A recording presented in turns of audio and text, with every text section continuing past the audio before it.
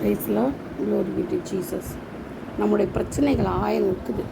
அதெல்லாம் யார்கிட்டையும் நம்ம என்ன சொல்ல முடியாது, சொல்லி பிரயோஜனம் இல்லை, சொல்லவும் கூடாது.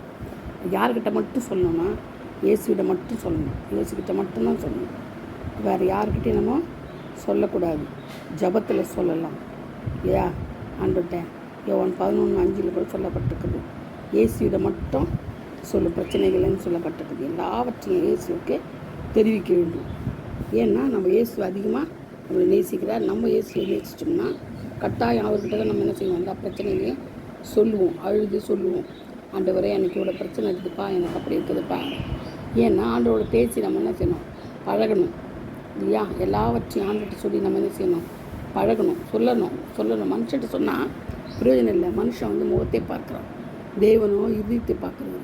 அதனால் மனுஷன்கிட்ட சொல்லவே முடியாது, சொல்லவும் கூடாது. ஆண்டுகிட்ட மட்டும்தான் சொல்லணும் எல்லாவற்றையும். அது மட்டும் இல்லாமல் நம் விசுவாசத்தினாலே நீதிமான் பிழைப்பான்.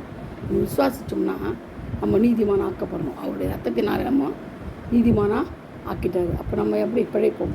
விசுவாசித்தா நம்ம பிழைப்போம். அது மட்டும் இல்லை, மருத்துவரை தள்ளி விடாதுன்னு சொல்லப்பட்டிருக்கு. மருத்துவரை நம்ம தள்ளி விடக்கூடாது. ஏன்னா அவங்க ஞானத்தை கொடுக்குறவர் ஆண்டவர் தான் இல்லையா? ஆனாலும் அதை விட பெரிய விசுவாசம்னா தெய்வீக சுகம் கிடைக்கும். ஆண்டவரே பெரியவர், ஆண்டவரே மருத்துவர், நானே உன் பரிகாரியாக கர்த்தர்ன்னு சொல்கிறேன் இல்லையா?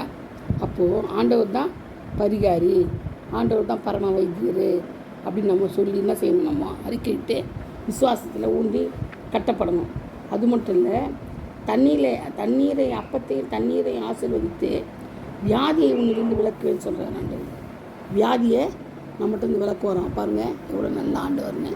வியாதியை உன்னிலிருந்து விளக்குவேன். அப்போ நம்மக்கிட்ட என்ன இருக்காது, வியாதி வராது. அவர் நீக்கிறவர் யார்? வியாதியிலிருந்து தருவார் இயேசு கிறிஸ்து மட்டும்தான். அதனால் அவர் நம்ம நோய்கள் என்ன செய்தார், சிலுவையில் சுமந்தார். நம்ம நோய்களெல்லாம் அவர் சிலுவையில் சுமந்துட்டார். பாவங்கள், சாபங்கள், ரோகங்கள், வியாதிகள், மரண கண்ணிகள், கட்டுகள் எல்லாம் ஆண்டவர் சிலுவையில் என்ன செய்தார், சுமந்து முடிச்சிட்டார். அப்போ நம்ம யார்? ஃப்ரீயாக இருக்கிறோம் இல்லையா? அவர் நமக்காக பாவமானார், நமக்காக சாபமானார். அப்போது இயேசு மரணத்தை நம்ம என்ன செய்யணும், விசுவாசிக்கணும். இயேசு இருந்தார், மரணம் அடைந்தார், உயிர்த்து இருந்தார், நம்ம விசுவாசிக்கணும். விசுவாசித்தா தான் எல்லா காரியமும் நடக்கும். அது மட்டும் இல்லை, அவர் என்ன சொன்னார்னா, என் தழும்புகளால் குணமானீர்கள்ன்றார்.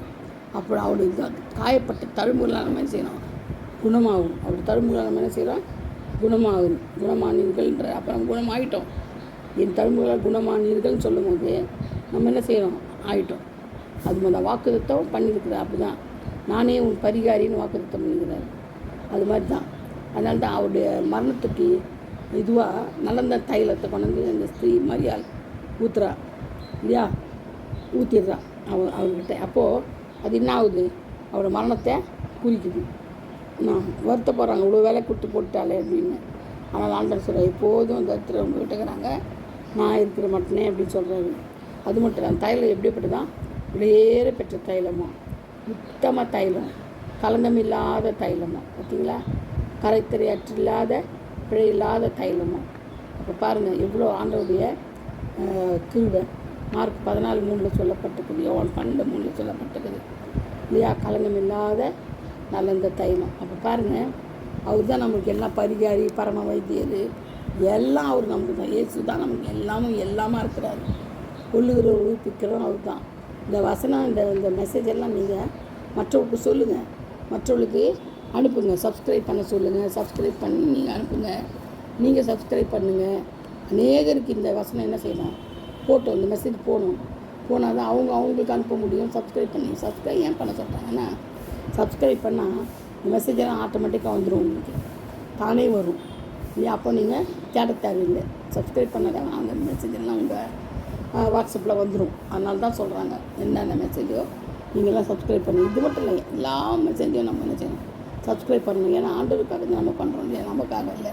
அநேகருக்கு அனுப்பணும். அதை அனுப்பிடும் போது அவங்க என்ன செய்வாங்க, தெரிந்து கொள்வாங்க, மற்றவர்கள் சொல்லுவாங்க. இப்போ அந்த ஆத்மா ரட்சிக்கப்படும், அந்த ஆத்மா நரகத்திலேருந்து மீட்கப்படும். அதுக்கு தான் நம்ம இதெல்லாம் வாசிக்கலாம் கொடுக்கணும் இல்லையா? அதனால் நீங்கள் என்ன செய்யுங்க, எல்லாவற்றுக்கும் எல்லாமும் நம்முடைய மருத்துவர் யார், இயேசு கிறிஸ்து மட்டும்தான். நம்ம விசுவாசிக்கணும், நம்ம மருத்துவர் இயேசு தான் அப்படின்னு சொல்லி விசுவாசிக்கும் போது நமக்கு அது என்ன செய்யும், சக்ஸஸாக ஆகும். அப்படி தான் வாக்கு பண்ணிக்கிறாரு. தழும்புகளால் குணமானீர்கள்னு வாக்கு பண்ணிக்கிறாரு. நானே உன் பரிகாரையை கர்த்தர்னு வாக்கு பண்ணிக்கிறாரு. இந்த வசனங்கள்லாம் நம்ம எதுக்கு சொல்கிறோன்னா, வியாதியை உங்களுக்கு விளக்குன்னு சொல்லிக்கிறார் இல்லையா? எல்லா வாக்குதத்தை பிடிச்சி நம்ம ஜெபம் பண்ணும்போது கர்த்தர் நம்மளுக்கு பரிபூர்ண விடுதலையே தருவார். விசுவாசிக்கணும். விசுவாசிக்கிறதுக்கே எல்லாம் கூடும். விசுவாசித்தால் தேவனுடைய மகிமையை காண்பாய். கர்த்தர் தாமே இந்த வார்த்தைகளை ஆசீர்வதிப்பாராக. ஆமீன். அநேகருக்கு அனுப்புங்க, சப்ஸ்கிரைப் பண்ணுங்கள். Thank you all. God bless you all.